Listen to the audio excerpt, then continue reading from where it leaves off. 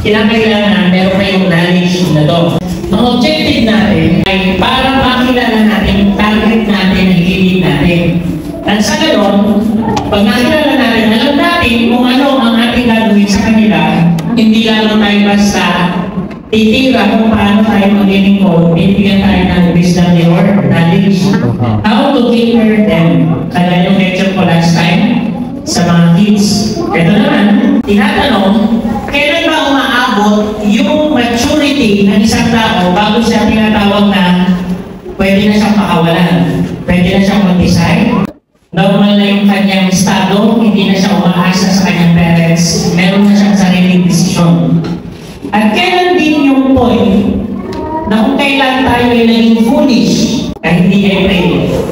Kailan yung point ng time sa edad natin na tayo ay naging mahina, marupok, o hindi kaya-kaya ang ating mga desisyon sa buhay? So, meron different stages ang human life.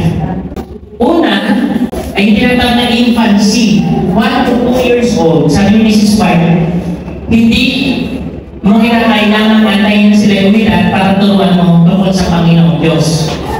Nasa sinapupunan pa lang yan, binabible study mo na. Pag nabutis na yung nasa dyan pa lang, i-Bible study na. Ay yung character nila as an infant, nagiging tulong. Diba? Pagka after ng 6 months to 1 year, magigising na yan palagi. Yung time na yun, hindi ka na makakagawa o makakatrabaho dahil gusto na niya lagi makipaglaro at makipag-usap sa'yo at gusto niya lagi karga.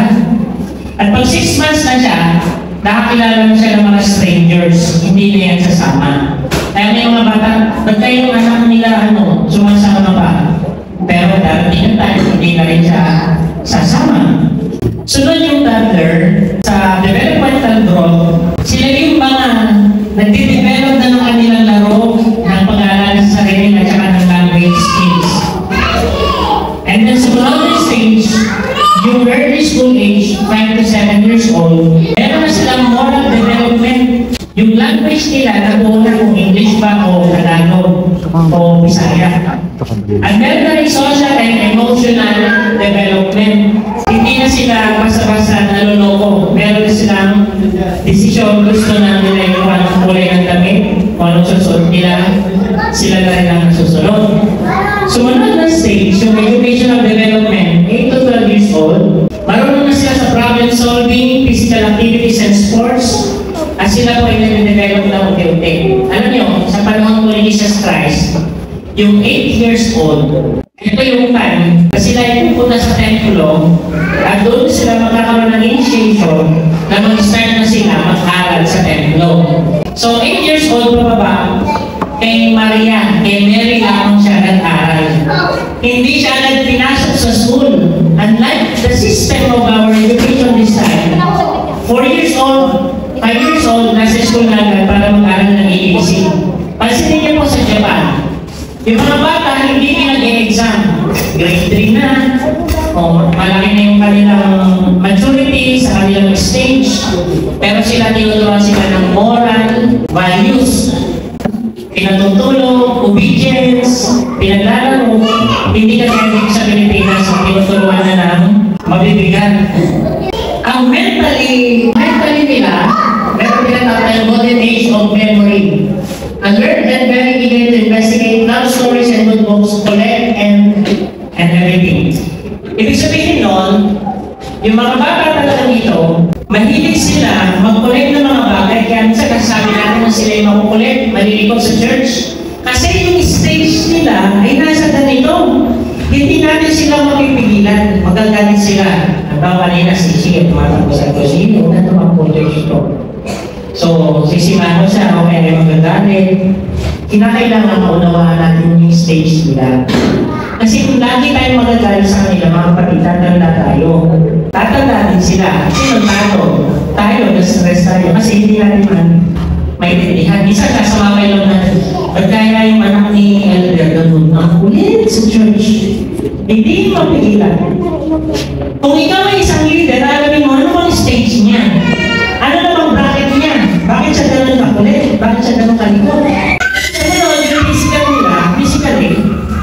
Sila po talaga ay malaro. Ayan, ayan yan. Ayan, anong stage yan? Anong grade na ba yan? Anong ilang taon na? 2, di ba? Ganyan talaga. Sila yung mga umiiyak sa church. Pero yung pag umiiyak na hindi na sila umiiyak, nakalabas na sila sa ganon. So tayo bilang mga magulang sa church at bilang mga kapatiran, leaders, uunawain natin sila. Ang sa ganun magkaroon tayo ng harmony. Isa may tayo yan, nagsimba na naman sila, pagulo lang sila dito sa church, diba? Kaya pag narinig ng kapatid siya, kung na naman kasimbahan, yung sabi anak ko, kailan ba yung time na dapat isama yung mga anak? Pag mabait na sila, no! Diba? Saan sila mabait? Sa labas, kalsada, maglaro. Di ba mas maganda na sila sa church na dito? Kahit hindi nila naintindihan yung message, pero nalang na may Kristo, may angel, may heaven. Someday mag-question na sila. Pag dumating na stage na, nagtatanong-tanong na sila. Kaya yung mga ganitong stage, pag pinatulong ko, papaluin kita. Pag di ka matulong sa tanghali, gagawin mo ganyan. Dapat oras sa tutulong. Grabe, tumutulong sa akin. Nung bin-stage ako sa nanay ko, pag mumulat pa ako, may palo. 2 hours na namin yan. Alam naman, tulog na sila. Labas! Diba? Kasi totally yun, natutulog ko, tapos makalaro mo, ingay. Di ba wala mabasa, takbo. Tapos totally yun, Lord, kaya nagkagawin ko, tatakas ako. Ngayon, nakita ko, baka gising na si nanay. Pagdating ko, tulog sila. Tingnan ako ganyan. Eh, pag ito tulog, nagising. Grabe ka. Ba't ka pawis? Walang kawalan yun. Ganon. Ang mga magulang, hindi nila naintindihan. Patutulogin yung mga bata. Gusto nyo lumaki agad. Paglaki na, iniwan na kayo. Nakakos na. Miss ko na yan ang gulo. Sabi, 2 kwarto pinagawa ko kayo, wala kayong isa. Bakit? Pinag-aral mo kasi, tinawag mo trabaho ngayon, wala na sila. Pinag-aral na sarili, no? Sumunod, ang spirituality ko nila, 8, 9, 10, 11, pwede na mabili ganyan. Kung yung parents nila ay Adventist. And sa church manual natin, kailan yung stage na pwede sila binigyan? Diba? 12 years old, pagka ang parents mo ay hindi Adventist, okay, tata. Pero pag ang parents mo ay Adventist, pwede na 8, 9, meron pa nga 7, pero sure pa na anak 9. Bakit? Kasi yun yung time na spiritually, mature na sila spiritually in their own stage. Sabi ni Mrs. White, kahit natatanggap lang sa Panginoon Jesus, mature na sila. Hindi natin pwede compare sa elder, sa pastor. Sa kanilang stage, mature sila. That is perfection. They are perfect in their own stage. At ito po yung basis naman nilang pag-grow. Sunod yung early, in 13 to 17 years old, risk taker yan. Sila yung sumisira ng pisara, bumabali ng chok, sumisira ng bintana. Gusto nilang mapansin, sumisira ng pinto, ng silak. Meron tinatawag dito na identity formation. They are confused. Lalaki ba sila? Babae ba sila? Bakla ba ako? Baboy ba ako? Anong aking estado? Meron silang emotional ups and downs. Sila yung mga naglalagay ng lipstick na kulay lang dito, imo, gagawin yung buo. Naghahanap sila ng gagayahin nila sa gagayahin nila si Spider-Man, si Sinjong Ho, mga ganon, no? Kasi hindi nila alam dito sila kung ano identity nila. Hindi nila tanggap na sila yun. Naghahanap sila ng pattern na hindi nila makuha sa church o kaya sa nanay at tatay dahil iba yung kanilang iniisip na maging sila. So, kailangan nila ng guide sa kanilang buhay. Mentally, ang sabi ko dito, alert but waiting dreaming periods. Kita nyo na, nagsasama si Pastor, iniisip si Crush. Ang tabi ni Pastor na, nagkuya niya ako. Iba yung nasa isip eh. Chat na siya. Walang signal dito, mag-dis wifi nyo. Yan yung kanila, kaya sa school, sasabihin niya, oh, saan ka na naman nakatingin? O, diba? Nakamulakan na naman si Masoyong. Diba? Ganun ang sinasabi ng mga teacher kasi yun talaga yung daydreamer. Tapos sila ay mahaba ang tulog. Diba? Nagdaan sila na, saan ka na yung mga ganun teacher? Diba? Alas 10 sila gigising. Sunod, in middle adolescence, 16 to 17, meron silang accelerated growth in age. Diyan na nagsimula na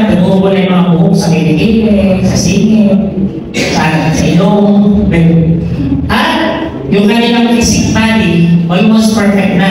Una, yung babae muna. Di ba, malaking unas, elementary, o kaya high school pa lang. Tapos yung lalaki para nag-iip pa. Pero after some time, biglang yung lalaki, boom. Gulat ako, laki mo na. Hindi ko na biro ba yun? Kaya bigla ako dito. Reach full height and develops individuality and now becomes person in their own rights. Hindi na sila basta-basta maluloko, mabubuli. So, socially, yung mga ganitong edad, sila yung mga gusto makapera. Kaya very sensitive sila when it comes to money. Kasi sila po yung pag nag-request, nila kailangan ibigay. Kasi pag hindi, they will demand. Lalayas na lang ako, kahanap buhay ako na lang bahala sa sarili ko. Minsan hindi niya tatanggap ng pera. May ipon pa mo ako. Hindi na sila ganun kakalaman kagay bata. Naiiyak para sa candy. Hindi. Sila yung, ang nagmari makapag-ipon, iiponin nila para mabili nila yung mga gusto nila. Kaya pag mag-grounds ka sana, grounded ka nyo, hindi ka pa rin lumabas. Wala kang bakon. Yan ang nag-iisip sila na magdayas. Kasi feeling nila, impotent sila, wala silang kakayanan. Kasi wala pa talaga. And mentally, they question everything. Saan ba talaga sa loob? Samantalang 8 years old, tanggap nila si Jesus Christ, yung sama, tanggap nila, ano may tingin mo, tanggap nila. Wala silang question.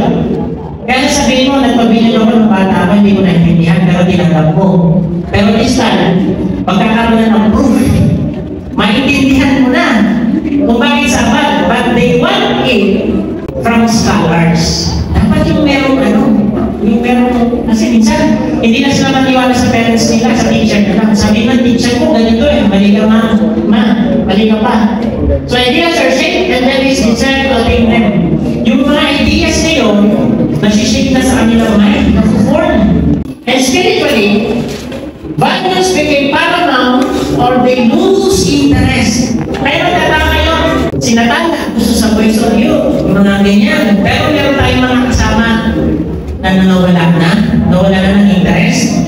Kasi dalawang klase yan, North Pole, South Pole.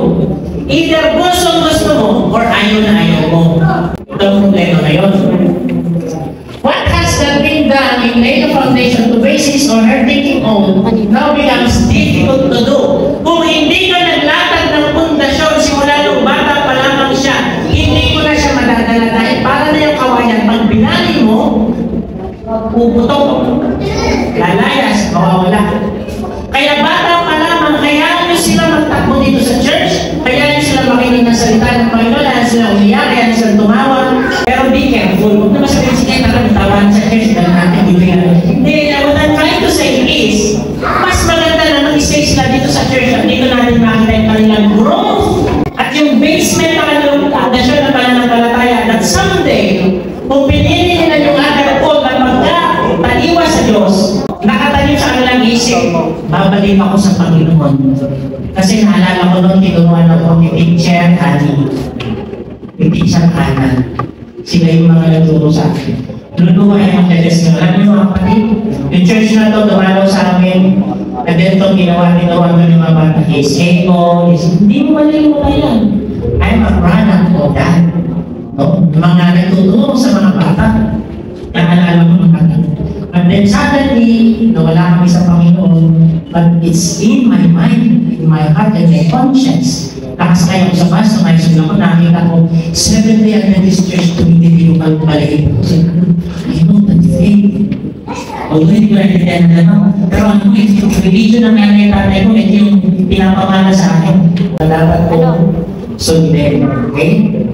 And then, yung 18 to 25, nasa kami ng 18 to 25. Sarado mo yung pintuan. Ayan. Ito na yung panahon na nagkakaroon na sila ng relasyon. Naghahanap na sila ng intimacy, career development, transition to independence. Dito, medyo hindi na nila kailangan yung parents nila. Kayo naman mga parents, hindi nyo na kailangan na, ito yung kunin mo kulay, ito yung domination mo, ito yung sapatos mo. Hindi. May sarili na yung isip. Hindi mo na sila magigitahan dahil sila ay gusto na maging independent. As sa Amerika, pag 18 years old ka na, automatic sila kailangan man umalis sa parents mo. Hindi ka lang dito. May anak na, may ako nga, may pamangkin pa, sama-sama, banding. Mga Pilipino, nakakabanding. Halika na bahay, pero sama-sama kasi masaya sa Amerika. Ang lalaki ng bahay, ang dami-dami ng pera, pero magkakahimalay. Malungkot. Ganon sa Amerika. Dami na. Kaya gusto natin sa Pilipinas. Yung mga Pilipino na lumaki sa Amerika, sabi sila, uuwi kami, ayoko dito lumaki yung mga anak ko. Gusto ko sa Pilipinas. Because sa Pilipinas is conservative. Gusto nila ang paglaki ng mga ito. 25 to 30 years old. Establishing independence, self-development, and personal relationship yan. Pero na yun pa, may mga asawa. Pero na-stable na relationship. Dito hindi na nag-roll ako. Gusto na naman ito, seryoso relationship. Yung kanina, mga ano pa lang yun, feeling, papi lang, iyakan, iba-block sa Facebook, mga ganyan. Mga ano yan, naglalaro ka, naghahanap ka ng stability. So dito, ano ka? Iba dyan, naghahanap na. Ako, 3 years pa, 2 years pa, tsaka ako nag-asawa, 32, 33. So naman, 30 to 50. Ito yung mga nanay, mga tatay na mahilig na sa Zumba. Sila yung pag nakita sa Facebook, itong video, isi-share, ilalan, isi-send sa'yo. Mga halamang gamot, pampalakas ng food, pampatanggal ng UTI. Yan, yung mga nanay na yan. Ganyan sila. Unawain natin sila, huwag kayo magsasawa. Kung yung check members natin, send na lang health tips. Lahat ng decisions, community, naman sila yung mahilig na rin sa politiko, sa politika. Iboto yung si BN. Iboto yung si Lenny Robredo. Yan, yung mga yan. Sila na yung papasok ngayon sa barangay hall. Alam na nila ngayon yung kaso ni ganito. May awayan dito. Alam na nila may nakuha dito. Yan na, mga... Alam na nila yung mga kapitbahay. Hindi na sa ng mga kaibigan. Yan yung mga nanay na talagang alam natin na hindi ko ba sinasabi. I have 50 years and now, hirapan sila, may mga sakit na. Pag sinabi ba sa tuhod mo tayo, hindi na makaluhod. Gusto, mistik na luhod. Pero sila tayo leisure. Ano yun? Kung yung mga bata gustong nagagala, yung mga matatanda din, pangalan tayo na. Minsan gusto na lang nila sa bahay. Pero sabihin, sama kayo, nanay, tatay. Diba? Nagagala din sila, kahit hirap na sila, kahit may wheelchair. Kaya, they have a special treatment sa government at sa mall. PWD, pinakamalapit sa pinto, tama? Pag tayo may libre, meron kang discount. Meron kang makukuha. Dahil sila po, mga kapatid, malapit na matulong hanggang dumating si Jesus Christ. Kaya dapat alamin natin yan. So ngayon, yung methods of discipline, balik po tayo sa pagdisiplina dun sa mga adolescent. Huwag ninyo ikukulong ang inyong mga anak.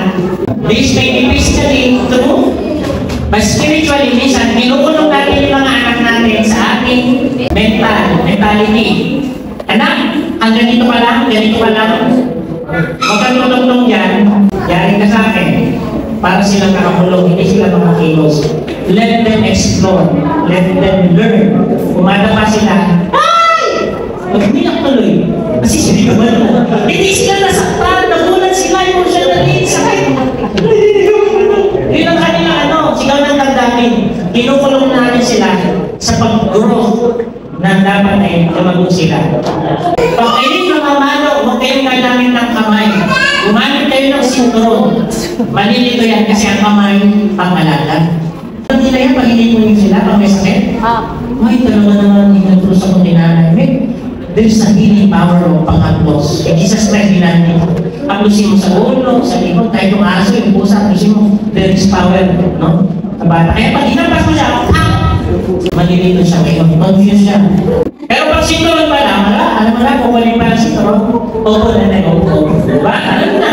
Kasi alam niya, yari siya. Diba? Hindi ko sinasabi mo mamano. Ako po namamano. Pero lately, hindi na ako namamano. As much as possible, hanggang kaya kong kausapin, hanggang kaya kong disiplina, ay gagawin ko na walang pananakit. Okay? Pili kayo dyan. Sando, dos por dos, angin, angay, rambo, sige, sabi niya rambo. Spartan, wala hawak na natin po. Hindi na naman ka ng anak, like this.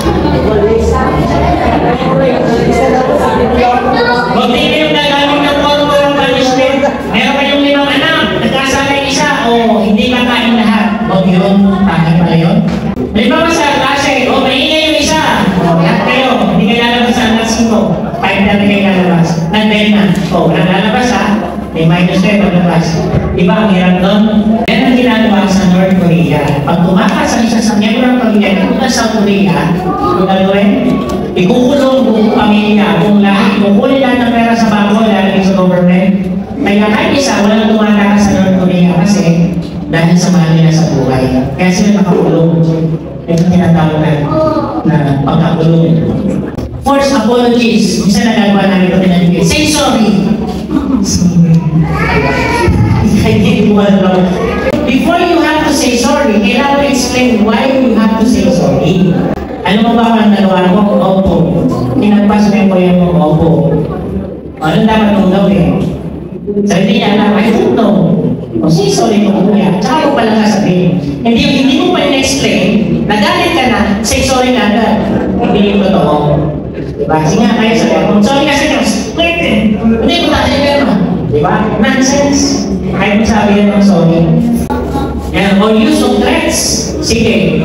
Pag ginawa mo yan, bubuntahin kita. Pagdating mo. Diba? Ako yan, diba? Ginagawa ng mga tatay, minsan, tatadyakan kita. Kaya yan, umaaling ako sa isip ko, ganyan yung tatay mo, no? Papatukan kita. Pigilin kita yan, ha? Sampalin kaya kita. Gusto mo ituktok kita sa simento? Yan, mga salita yan, no? Ano yan eh? Threat yan eh. Use of threat. Pangit. Tsaka yung do's ka. Ano yung do's ka? Sa klase? Pagka hindi nanggawa sa assignment, pumunta sa harap, lalagyan ng cup. Attention. Sa lugar sa Batangas, sa panahon ng Duterte, merong Flores de Mujer. Yung Flores de Mayo, ipaparata nila yung mga Mujer, yung mga magnanakaw, yung mga lugar ng masama. At nakalagay sa kanilang karatula, pusher ako, lamang tularan, kaya magnanakaw. That is not effective punishment. Okay? Nakala na sa mga yung squat? Sa class. Ganyan. Ano na yun? Sino na nag-isla sa klase? Hindi, yung ngayon, yung present na nag-aaral. Sino? Wala na, di ba? Bakit? They found out na malaki ang negative effect na to sa social emotions ng mga students. Kaya yung mga estudyante nagiging na ng nilagay mo. Ganyan naman yung bata. May ano ba? Libro. Tapos lulunod ka sa kasi. Kaya sa munggo. Diba? Grabe yung mga natin. Naalala ko tuloy mo yun. Sa tawag ka nung nilang video ko. Ano ba? Ay, iba pinakakagat sa landaw. Tatali sa puno ng saki. Ano ba yung sabihan na sinihan sa ating? Primarily, negatives. Pinanunumbalik, hindi sila punitive o pinaparusahan. Kasi alam niyo mga kapatid, kung may drug addict dito sa church, at ang isipin na natin paparilin, paano siya nagbago? Papakulong? Pwede, pero mahirap magbago pagkaparusan. Pero tapunan mo ng pag-ibig, tapunan mo ng pagmamahal, tapunan mo ng pag-aalaga, magbabago yan. Kaya kayo mga magulang, pagka mga anak ninyo ay nagkasala, huwag nyo nang sesermonan. Kausapin nyo lang puso sa puso. Ang sermon, bago pa mag-amalay, sermonan mo, anak, masama ito, yung bisyo, yung alam, pag nagkamali na, anak, nandito ako, paano mag-alagay? Ay, sabihin ko sa inyo, masarap sa damdamin ng anak nyo. Alam ko, anak, nagkamali ka, tinatanggap pa rin kita. Ay, nanay ko, itatay ko, grabe, gusto ko na kayo magbago. Tsaka ka pala magbabago pag naramdaman mo yung pag-ibig na magulang, tama? Ganun sa Diyos. Ganun ang Panginoon. Kaya dapat tayo, mag-isip tayo kung anong klase ng discipline. At sa pastor guide, ito yung discipline na gagawin. Para may katuwa ng church na magsabi sa mga youth, o, wala kayong magpuntis ha, wala kayong mag-asawa, para muna kayo, ganito gagawin natin. Training ito ng discipline ng relationship natin sa Panginoon. And this is very helpful sa church. Yung